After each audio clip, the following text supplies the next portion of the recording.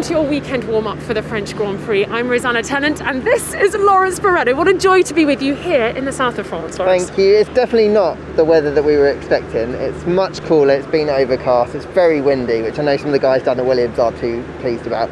But it's nice to be here, head of the triple header. I'm pretty excited. Well, I'm also excited because there are fans here this weekend and little steps back towards normality. Some of the drivers have not been wearing masks. No, so this is great news. We actually get to see drivers' faces at the moment. You see some of the clips throughout the show. Some masks, some not. They had the choice. Daniel Ricciardo, delighted to be able to not wear a mask, but he was only told this morning, see?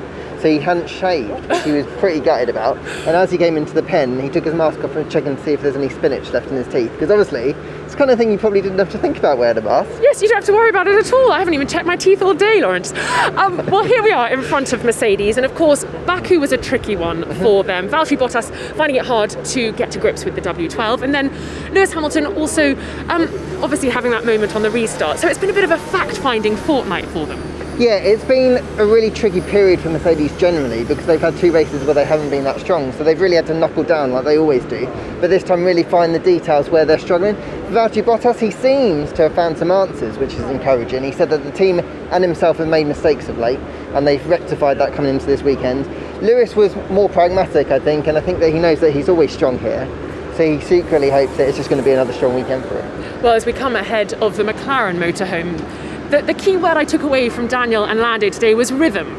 Lando seems to have found a good rhythm with the car, and Daniel's sort of thinking that this race and the coming two, obviously this triple header, is going to give him the rhythm that he needs to really get the best out of his car. Let's just head past a little Andrea Seidel here having a chat. What's the likelihood of them doing well here in France? I think this car's been pretty strong across a mix of circuits this year, so the chances are, particularly with Lando behind the wheel, that they're going to get a strong result here. I think for Daniel, there was some moments across that Baku weekend where it just felt like he'd made some progress. He's not letting his head drop, which I think is really important, and like you said, the rhythm element of it. They're going to got three races now. We've got two in Austria, obviously this one in France. It gives an opportunity to go to proper racetracks and experience what a car is like and see how they improve. So I think that if he can get some rhythm in that way, that's when we're going to start seeing the real Daniel Ricciardo. For Lando Norris, he scored in every race this year, the only guy to have done so. He's flying high, and I wouldn't put it past him getting another strong result here. Just definitely wanted to build on that strong start to 2021. Now, of course, you mentioned Austria. We're going to be going there, the Red Bull Ring. Red Bull coming into France off the back of that great win for Sergio Perez, and he came into the media pen and sort of beat his chest at me in sort of that sort of confidence that it gives a driver to come in off a win. But both drivers saying that Mercedes are going to be strongest. Is that just mind games that Red Bull are playing? I think they are realistic to know that Mercedes are strong around here, and they're going to probably bounce back after two street circuits that they tend to struggle on anyway. But I think what was interesting when Max was talking in the pen is he was saying, well, actually, we actually look better than we thought we were going to coming into this weekend. And yeah, okay, they're playing the Mercedes, they've got a big win game, but I do think that they feel they've got a chance this weekend. And I hope so, because we've had such a great title fight all the year round, and we want those two to keep fighting. So I don't think it's going to be a case of Mercedes going to run away with it. Well, let's hear then from our latest race winner, Sergio Perez, in the media pen this afternoon. Big chest out. No, I think it's just another weekend, and it was great, to get that first victory with the team. Definitely gives a lot of confidence to everyone, and it just shows the amount of work we've been putting into this. And now, we have a triple header that it's going to be critical into the championship. So we expect Mercedes to be very strong in this place. So it's going to be a unique place for us. You expect them to be quick, but what are you expecting from your own car? Well, to be in the mix, but I think come this weekend we are more into a normal track, a bit more like Barcelona. So Mercedes was very strong over there, so I see no reason why they wouldn't be strong this weekend. We'll move on now to Aston Martin, and of course a podium for Sebastian Vettel, and it was so clear, wasn't it, how much that meant to him and to the guys and girls back at base. And I think that gives a bit of zhuzh, I'm going to say, as you come into a race weekend off the back of a podium. Definitely. I think when I saw Sebastian in the paddock here today, he had an extra bounce in his step. I think the smile is there. It wasn't that his shoulders had dropped, but I think he really needed that result to believe that this move to Aston Martin was the right thing to do, but also the team around him. And during the media pen in Baku, actually, he would keep cutting out interviews and just go and talk to team personnel on their way to the airport because he just didn't want to say thank you to everybody. And I think that just shows how strong it is, how strong the bond is between them, and how he's settling in. I think it's going to be a great weekend for them here at Aston Martin. I think they're starting to make progress. They're one of the teams actually with the budget to keep developing into the season. So I think it's going to be an interesting thing. And it's obviously big news this weekend with the technical department. Exactly, changing. it's all changing the engineering side of things. Andrew Green sort of being elevated up to Chief Technical Officer, and then Luca, I'm going to get the name right, Fabato, being made engineering director. And actually, Sebastian said he hadn't had a chance to catch up with him since the announcement, but that's big news for them, kind of really focusing on some restructuring. I think so. This is a team that wants to grow in numbers, just so they feel that they can compete on a level with the Mercedes, Red Bulls and Ferraris, and you need people for that, and it's important to get the right people. And Luca's got immense experience in Formula One. He's worked at McLaren, Sauber, Toro Rosso as well, so it's good to get someone with all of that wealth of experience in, and also for Andy Green to get a promotion. Like, he's been at our team for so long over their various iterations. It's nice that he's been given that step to maybe take a more umbrella approach to things, and then hopefully they bring some strength and depth to really accelerate some of the ideas they've got there.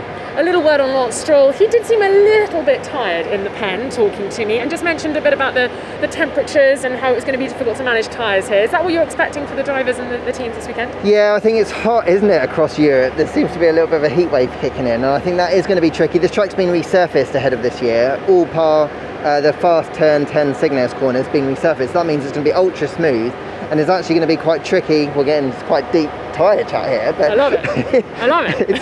it's going to be more quite tricky. I'll see what I can do. It's going to be quite tricky to get tyre into temperatures into the tyres. So for teams like Mercedes, actually, that could be very tricky. So you're right. I think Lance is right. We're going to be talking about tyres a lot this weekend. Well, tyre whisperer Pierre Gasly, obviously a podium for him in Baku, comes in to the French Grand Prix, obviously home race for him, super buoyed up, and just kind of wanting to build on that momentum that they've already kind of set themselves up with. Yeah, I think Pierre Gasly is one of the drivers of the season for me. I think he's been so strong across the board. The results haven't always come there, but he got what he deserved in Baku, a podium. And you feel that him and the team are operating at a very high level, and Yuki Tsunoda seems to be kind of pushing up to that level as well. They're hovering around the top of the midfield, and at a circuit like this, you'd like to think they've probably got a good chance of scoring reasonable points here again. I know Yuki's targeting that Q3 appearance again, but let's hear from Pierre Gasly then. A race on home soil always buoys the spirits. We've shown really good pace in the last two races. A lot of question marks on why we were that competitive on these tracks, and obviously now we come on a track which is a bit more like traditional, a bit similar to what we have seen before. But yeah, nevertheless, I think we have a good package. Just happy to be in my country, a bit more fans around the track, at the hotel, and it feels nice. So I really hope we can show a strong performance on Sunday. Another driver with a home race this weekend, of course, is Esteban Ocon, and huge news coming into this race weekend with him signing a contract with the team, and he's going to be kicking around for a while at Alpine. Yeah, huge contract. You don't see 3-year deals in Formula One very often. Daniel Ricciardo admittedly signed one recently, but that was the first one time in a long time. So for Esteban, he's delighted. You could see that smile through his mask. It shows that the team believe in him. They believe that the talent that he's shown since he joined the team last year, the podium that he got at the end of last year, and then the form that he's shown through this year, particularly against Fernando Alonso, he's outperformed him essentially for most of this season. It's just that kind of backing. It's like, we believe in you, and then they've given him a new contract to prove that. Well, it was lovely. I had a chat with both of them, and Fernando was saying that he only found out while he was on the sim, or rather didn't find out until he got off the sim, about the contract being signed. So it's lovely to see those two working together and the team making some steps forward. They're a real great partnership, actually. You see them joking around in the paddock often. In the pen they were doing the same as well. They seem to get on really, really well, and I think that will help drive the team forward, especially as Fernando, of course, is going to be at the team next year. Fernando really wants to focus on improving qualifying pace, so I think that's probably something that he wants to work on now, especially now Ocon's got this new deal. It always G's up the guy in the other car because they want to make sure that they're performing as well. Well, let's hear from him now. It is fantastic. You know, it's probably the biggest contract I've signed in my career, the most long-term one. So I'm really looking on to build something strong here together with the team. There was a lot of discussions for sure, but we choose that it was for me the best place to stay in. The team has the same aim as I have for the future. We have a huge chance with the new regulation next year to build something strong. So yeah, I look forward to all the challenges that we will face, but yeah, I hope we can write some nice memories.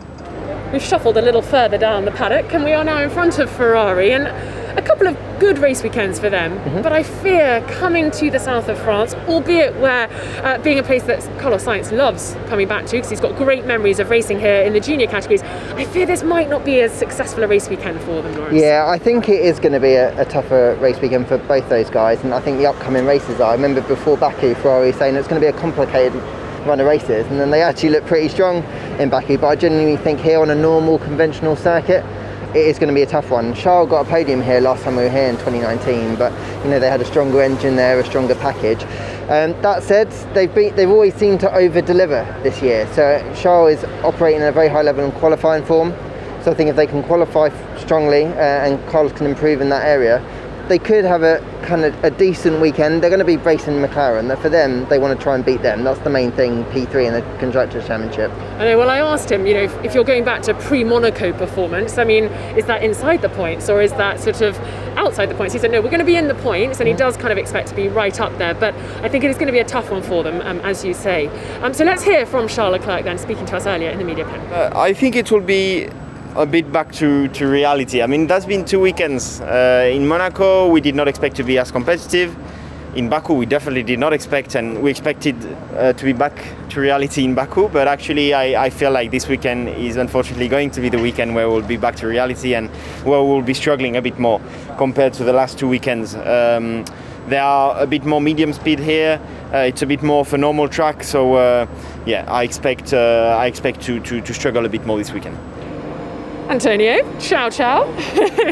Always such a smiley character in the paddock, and of course Alfa Romeo buoyed by that point that Kimi scored, and Antonio not far off as well in Baku. No, 2 races on the bounce now that Alfa Romeo have been in the points, and it's so tight in that part of the midfield that they know that sometimes they can have a strong weekend and still come 13th or 14th, have the same strong weekend and get a point or two. So I think for them it's just about taking what they can get at the moment. Kimi was trying to say that they've got a lot more to come from this package. Qualifying in particular is an area he really wants to work on, and if they can start getting those things right, maybe they can start pushing up those lower ends of the points a little bit more frequently. My worry is though that this circuit is more like Barcelona, and of course that's somewhere that Alfa Romeo struggles, so perhaps it is going to be trickier for them. Yeah, and the other thing for them is they can't bring a load of development parts to their car because they're trying to focus on 2022 and really trying to make a kick forward from where they are, which is the bottom end of the pack. They want to make that big step forward, so it's not like they can bring a load of new parts to the car, so they're just trying to optimise that package.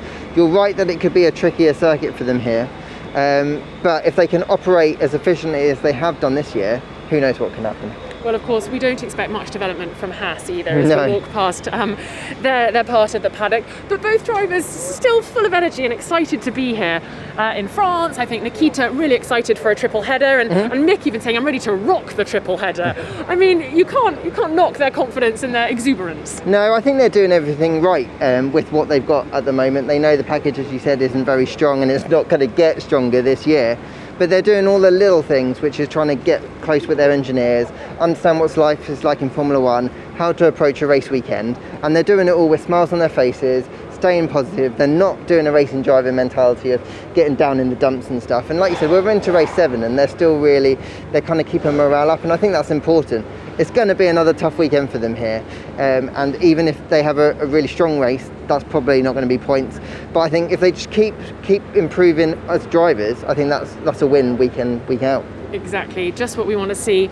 And as we come to the last part of the paddock in front of Williams here, of course, driver market shenanigans already starting to kick off. We've spoken about Esteban Ocon signing his contract. What does that mean for George Russell, Lawrence?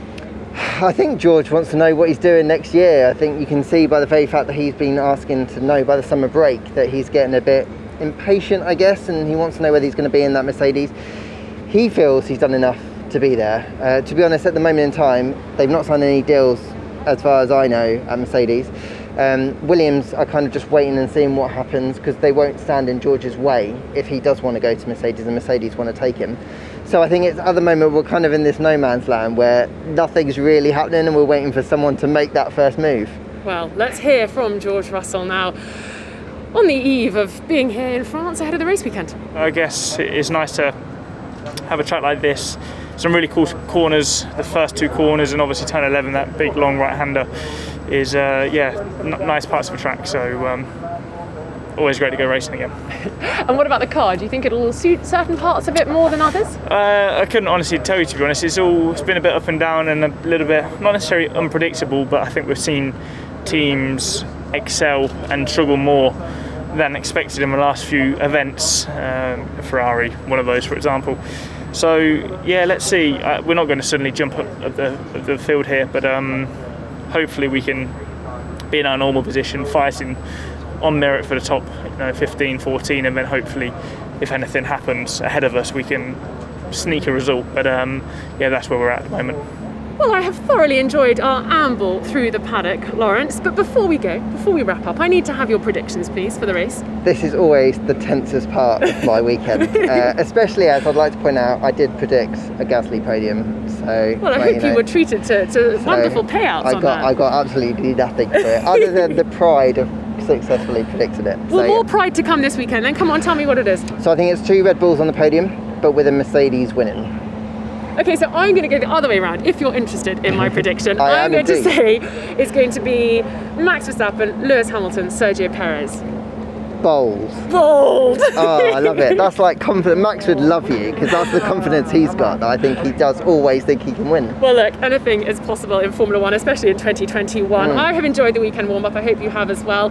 Will be back in Austria with Lawrence, but keep an eye on all of Formula One's social media channels and on F1 TV, because we're going to have a busy weekend, aren't we? Oh, we are, and it's going to be a great weekend. I think we've got like part 7 now of Mercedes versus Red Bull. I can't wait. Oh, each race weekend is a good one. We will see you very soon.